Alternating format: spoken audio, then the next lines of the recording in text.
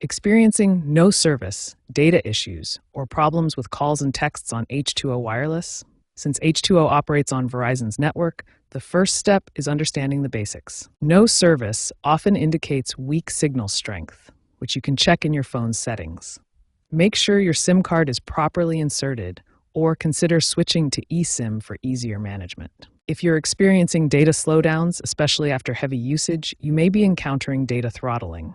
Check your plan details for high-speed data limits. For call and text issues, ensure VoLTE, Voice over LTE, is enabled in your device settings. Finally, always verify that your H2O Wireless plan is active and paid for. If these quick checks don't solve the issue, let's move on to more advanced troubleshooting steps. If basic checks don't fix the issue, let's dive deeper into advanced troubleshooting for H2O wireless problems. For data problems, manually configure your APN settings. Go to your phone's network settings and ensure the APN is set to H2O Internet and the MMSC is set to h/h2o-mobile.com.